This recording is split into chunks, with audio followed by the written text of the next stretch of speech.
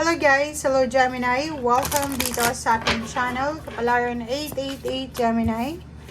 Alamin natin kung anong messages, vibration, gabay energy para sa lahat ng Gemini friends natin na nanonood sa ngayon. Ito ay general reading, weekly reading para sa lahat ng Gemini. Okay. Phobias, imprisonment or slavery, lessons and blessings. Okay. Meron ditong Gemini na siguro dating OFW, and yung pinuntahan nilang bansa is nakakontrata sila. Like 2 years or 3 years contract, hindi ka pwedeng lumabas. Or siguro hindi naging maganda yung trabaho niya doon sa ibang bansa na yon, or hindi maganda yung naging takbo ng buhay niya sa lugar na iyon. Okay? Pwedeng trabaho din to. Pwedeng yung dati sa inyo, yung iba sa inyo may trabaho dati. And parang slavery yung trabaho eh. Di ba? Parang slave na kailangan mong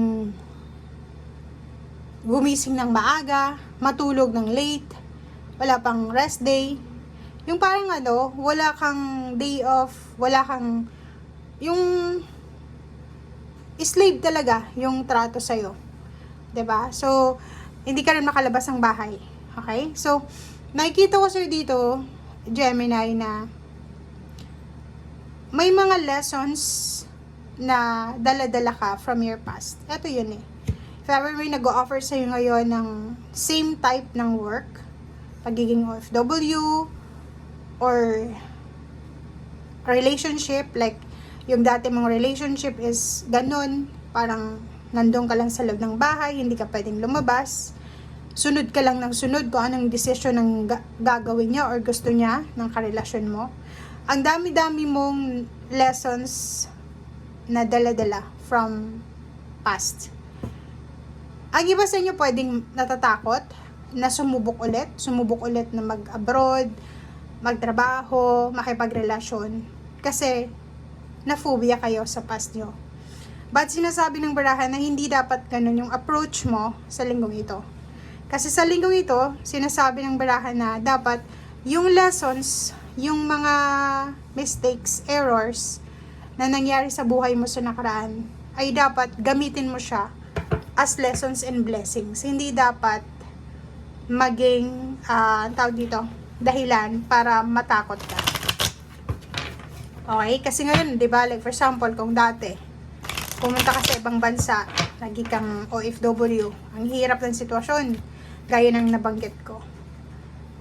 Instead na matakot ka, siguro ang gawin mo, lakasan mo yung loob mo sa ngayon, and subukan mo ulit. Kasi wala namang mawawala sa'yo pag sinubukan mo ulit. Di ba? So yun, number 12, 13, marami kang sinakripisyo sa buhay, sa past mo. Parang may iba sa inyo may dating asawa, nakipaghiwalay, may dating karelasyon, nakipaghiwalay, may dating trabaho, nag-resign.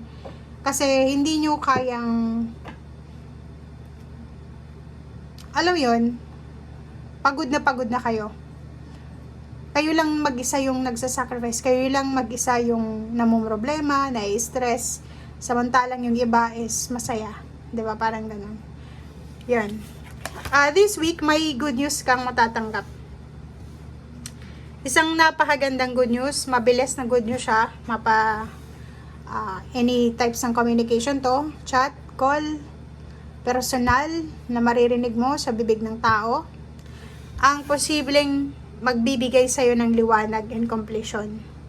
If ever naghihintay ka ng trabaho, Gemini, naghihintay ka ng confirmation, naghihintay ka ng freedom, ano ba itong hinihintay mo? Invitation, isang napakabilis na parang kidlat na blessings, information, liwanag, confirmation, sagot, answer sa kung ano man itong gusto mong malaman. Or if kasalukuyan to, sa kasalukuyan, parang feeling mo sinasakal ka na sa relationship mo, sinasakal ka na sa trabaho. Isang mabilis na solusyon, liwanag, solusyon, resolution, paraan para magkaroon ka ng freedom, para makaalis ka sa pagsasakripisyong ito, makaalis ka sa duties, responsibilities, or kung ano man to na mabigat na dala-dala mo, ang darating sa'yo sa linggong ito. Okay, the Devil, Capricorn energy, Tower, nako,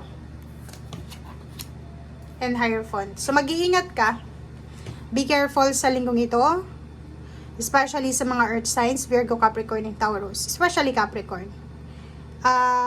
If ever may mga taong nag-a-advise sa'yo, or nagbibigay ng mga kuro-kuro, or may mga tao dyan na nagbibigay sa'yo ng, kunyari, yun, opinion, unsolicited opinion, mga criticism, or kung ano pa man, sinasabi ng baraha sa'yo dito na ingat-ingat ka. Kasi hindi lahat ng nagbibigay sa'yo ng advices, nagsusumbong sa'yo, or hindi lahat ng kinakausap ka ay kakampi mo. Minsan, yung mga taong pinapakinggan mo, tinuturo mo silang mentor, sila din yung dahilan para maka-experience ka ng sadness or tower. Sila din yung magta-traitor sa'yo, and sila din yung magiging cause ng misery mo or problema sa pera. So, mag-iingat ka sa linggong ito, Gemini, lalo na sa usaping pera, relationship. Huwag kang makikinig basta-basta. Okay? Pag-isipan mong mabuti. Huwag kang maniniwala sa mga fake news, fake na friendship na ino-offer sa'yo, fake information, or kano pa man. Okay, 3 of Wands. Okay, so yun. Mayroon din ditong good news na pwedeng dumating sa'yo sa linggong ito, na isa sa hinihintay mo, like mga closure, relationship closure, mga phobia closure, mga karmic relationship na closure, like yung mga naging parte ng buhay mo na kailangan mo nang i-let go, mga naging past actions mo na kailangan mo nang i-let go, instead na magsisi ka, i-let go mo na lang, and then tanggapin, diba? 8 of Swords, yun. So, ang nakikita ko sa'yo dito, ang linggong ito is, ang focus nyo is magkaroon ng freedom sa trabaho, freedom sa pamilya, freedom sa business, if may business ka, and health. Ang galing na ito oh. And makapagsimula ulit ng bagong buhay. So, yun. At yung focus mo ngayon, ang focus mo ngayon is makaalis ka sa stagnation, sa imprisonment or slavery ng trabaho, pamilya, relationship, business, pagod, 'di ba? Katawan, physical body pain, sickness or kung ano pa man, and makapagsimula ng bagong buhay. Okay? Thank you guys. Bye.